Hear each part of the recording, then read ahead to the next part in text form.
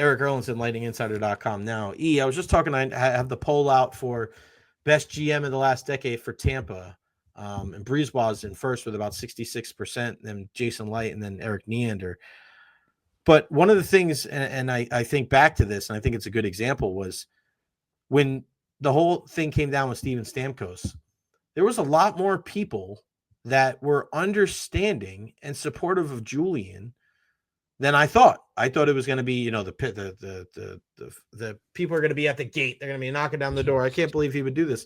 But he really has earned the benefit of the doubt for these fans, even if it means moving on from, a fan favorite, a guy that's written jersey's going to be in the rafters, going to be in the Hall of Fame one day. Yep. So I was watching a documentary last night. I haven't finished it yet.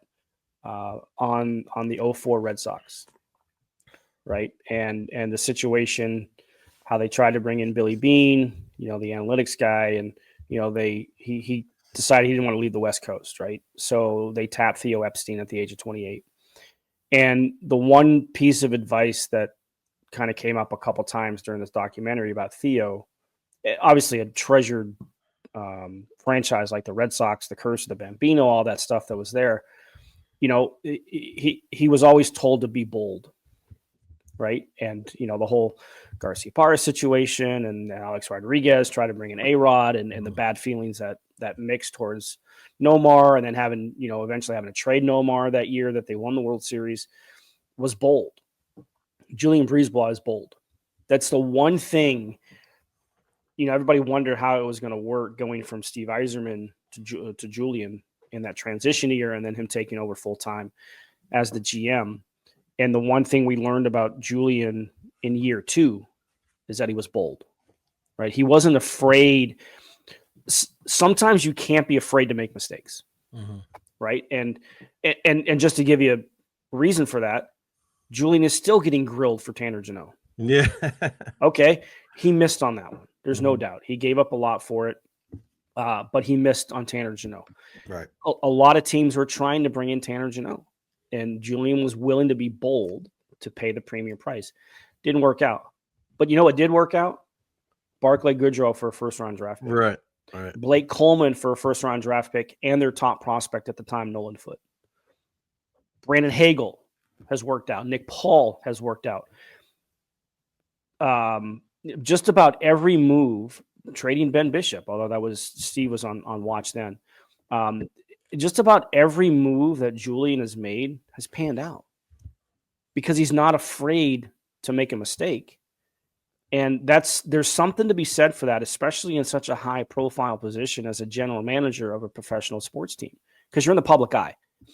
Every move you make, it's like being the CEO and announcing every move you make in a business. That's what a GM is. And you're going to be judged. Fans are going to judge you. Media is going to judge you. Other teams are going to judge you. Like you're constantly in like this fishbowl that is so wide but you can only swim in a small area because everybody's got their eyes on what you're doing. And that's the one thing we have learned with Julien. And it happened in year 2 because in year 1, they had such a great regular season. And his thought process at the time was these guys deserve the opportunity to finish this. Didn't work out so well. And this is the other thing. He does not get enough credit for this. 2019, what's the easy way out of that season? Fire John Cooper. Fire everybody. Trade a high clean profile house. player. Yep. Didn't happen. They took a day. Bold. That's bold in itself, isn't it? Absolutely. And it's a little similar in some ways, a little different, but when the Red Sox lost Game 7 of that 0-3 LCS to the Yankees, Aaron Boone's walk-off, which still drives a dagger into my heart, they could have done the same thing. They could have blown everything up. Now, they fired Grady Little, left Pedro in too long and everything like that, but they didn't blow everything up. They sat back and they analyzed, why did this happen again? And it's the same thing with what Julien and his staff did. Okay, it didn't work out, but we feel good about this group. We feel good about this core group. What can we do to make things better to help this group? Not blow it up and start over. Because you have a 62-win season. You don't win a playoff game. I mean, that's a scar. I remember writing at the time, that's a scar that's going to sit on this franchise forever. Mm-hmm. Now, they've won 2 cups since, but that scar's still there, right? That scar's not going to go away. So the bold thing to do was to analyze it and try and make it better rather than having an emotional reaction. And that's not easy to do because there's so much pressure to win in sports. And he didn't give into that pressure, sat back, analyzed. And that's why they brought in Goodrow and Coleman that year. They sat back and said, what are the elements we feel we need? And it was, we need to be harder to play against. And boy, were those 2 guys hard to play against, right? They fit right in with Yanni Gourde. We know everything they did for 2 years as that 4th line or that 3rd line situation. So yes, Julien succeeds because he's bold and he's not afraid to make mistakes. And most of the time, his batting average is pretty darn good. Yeah, no doubt about it. And what he was able to do to bring in Ryan McDonagh once again, I looked at the plus minus last night, and it's insane to be able to see a guy like that. He's 35 years old, and looking at it last night, look at the plus minus, like it's almost a joke. It really is. It really, I mean, right now he's over because of what happened last night. Now he leads. He's over Braden McNabb, but he's got the best plus minus. And I know people want to crap all over plus minus now, but it'll still be a very, telling stat for me if it's a guy that's got a really high number or really low number. Yep. I mean, Protas is a centerman for Washington. He's number 1 in the league, plus 43. But the number 1 defenseman when it comes to plus minus is Ryan McDonagh at a plus 37. He's got a higher plus minus than his age, which is nuts at 35 years old. But there's another example of Julien. He's bold, but he also doesn't have an ego to the point of, well, everybody's got an ego, but you know what I mean? He doesn't have an ego to the point where that it harms him from being able to kind of take a step back and be like, hey, all right, maybe I do have to go back and get this guy, or maybe I do have to keep my eyes and our ears open to make a move or not make a move. I think there's a humility and a modesty of Julien's kind of makeup that helps him be successful as well. Yeah, I mean, you're right. Everybody has an ego. You don't get to that point of a profession like a general manager without having some sort of an ego. But you also do have to be in a situation to where you can't let that ego feed what you do. You can't always think you're the smartest guy in the room every time, right? You can't be that way, and that's where even if you might be, you always have to kind of take the advice of others, right? And at least internalize it and go with it, and that's where again, that humility a little bit. I mean, Matthew Darsh is such a big part of this front office, right? With everything that he does, and what a great guy he is. Jamie Pusher, who's assistant general manager and basically in charge of the pro scouting department. Jamie's been here for a long time, and he leans on those guys a lot, right? Because you want to have, if you're ever in a position like that, you want to have as much information as possible to make the decisions, because ultimately that's what a general manager is, right? Mm-hmm. You manage the front office group, you take information in, and then you're the decision maker. The decision falls on you, but you don't want to base it just on what you think, right? Because you're not going to succeed that way. Right. Some guys might be so smart they don't need that help, or that's just, no, you're wrong and this is why I'm right. He's not that way though. He is. He'll take all the information, and that's why you go back to that 19 postseason and how they looked at things over the off season. Was they took in all this information and put together a thought process of what they had to do to be better. Not that, oh, wow, I'm so smart that I know this is going to work. No. Why didn't it work this time, and how can we make it work better? And right. You have to have some of that humility to make that happen, and you have to be able to lean on other guys. You can't just be self-centered. You have to have guys around you. Yeah, I always feel like that's kind of the thing with around successful people, is having a bunch of other guys that are just willing to not tell you, or willing to tell you something that you may not want to hear. Like nobody wants glad-handing yes men around them. You want to get challenged. And if I'm sure when Matthew Darsh and Julian sit in that room up in the press box that, it's not always like, yes, yes, whatever you say, Julian, yes, yes. Like Matthew is giving him a different aspect of things. And the reason why I know that is because you see how they are. Like we see that. And Matt Darcy's like, Julian, look at Jay's shoes. Look. And Julian's like, yeah. You know what I mean? Like but I roll my eyes too.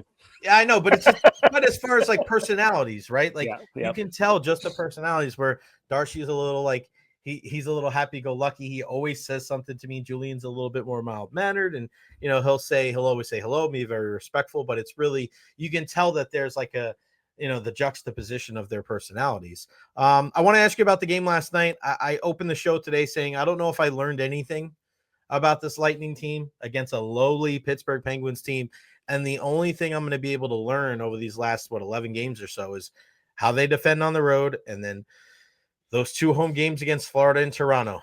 I think that's what I'm looking for. I mean, obviously the 2 points every single game are going to be huge. You want to be able to bank them, but we got to be able to see if this team can defend on the road. Like it can't just be 1 step forward, 2 steps back. Like there's got to be consistency. And I said it comes down to 2 things, and it's patience and puck management. What did you make of the game last night? And what are you keeping an eye on down the stretch? Well, first of all, we know they can do it on the road because they did it in Dallas. Yeah, but then the next 2 games. Yeah. And I think, I mean, you look at the 2 destinations. I'm not saying anything, but I'm not saying anything. The game in Boston. Right. At the time, Boston was playing really well. Right. I know it was post-trade deadline. I mean, but we saw what Boston did to the Lightning here on home ice. Boston had just overcome and rallied to beat Florida. Right. So they were kind of feeling good about their game. And the Lightning went out and played one of the best periods I've ever seen this franchise play in that second against the Bruins, and outshot them 21-0. Only held them to 3 shot attempts for the entire period. So we know it's there. I think it is a concern more so than on the road. I've been very upfront about the comfort level with the third defensive pairing, no matter who's on it. Comfortable with the top 4. That bottom pairing gets stuck out in a bad matchup. I mean, how comfortable are you if that's going to happen? But this is what I take out of last night's game.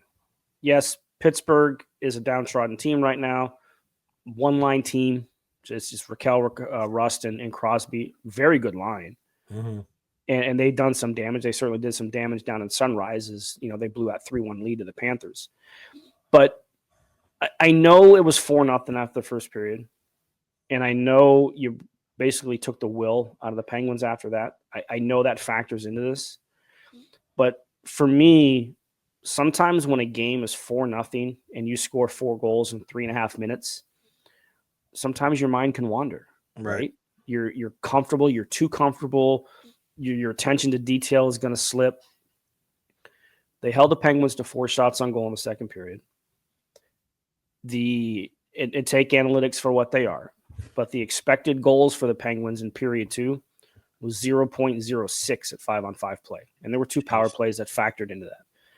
So, because, I had Yanni Gord on as the intermission guest after the first period. And that was the question I asked them. Sometimes these games at 4-0 can get away from you, not that you're going to lose the game, right, but just in how you're playing.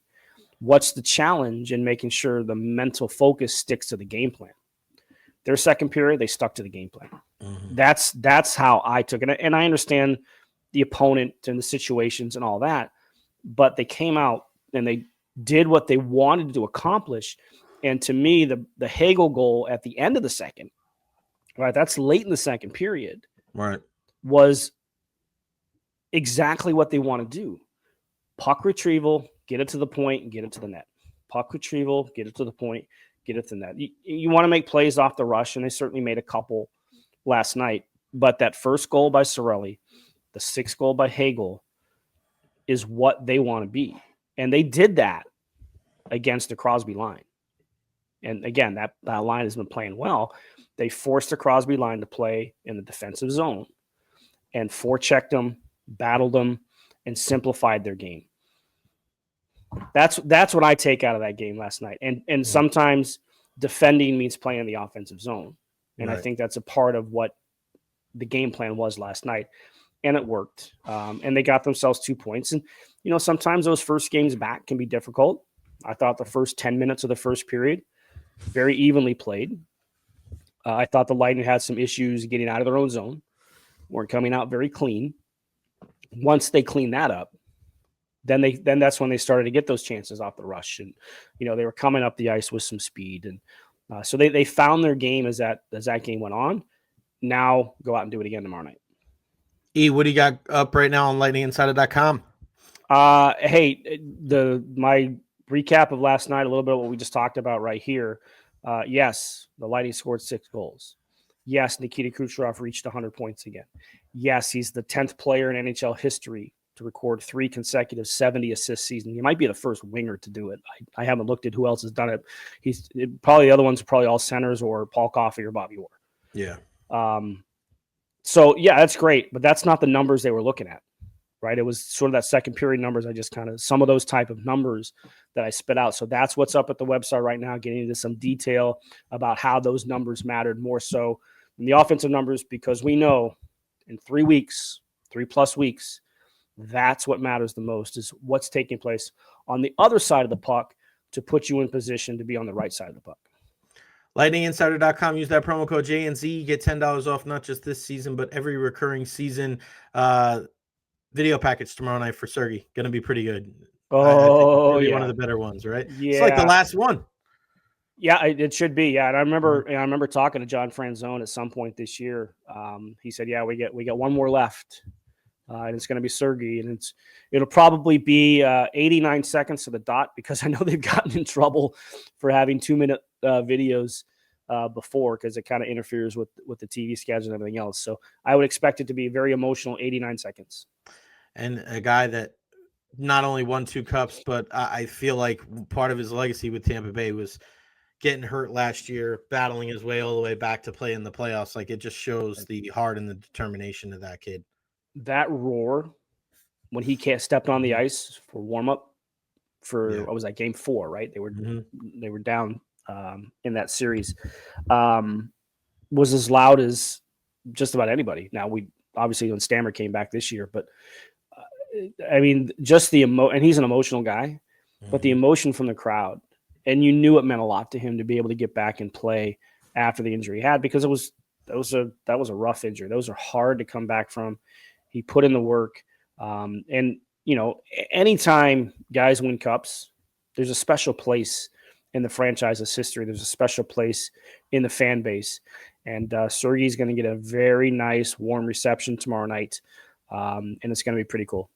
Erik_Erlendsson on Twitter /X. That's a K, not a C. 2 S's after the D. Lightninginsider.com. Use that promo code JNZ. $10 off this season, every recurring season. Thank you, my friend. We'll talk to you again next Wednesday, and I'll see you tomorrow night at Emily. Sounds good, man. Thanks, pal.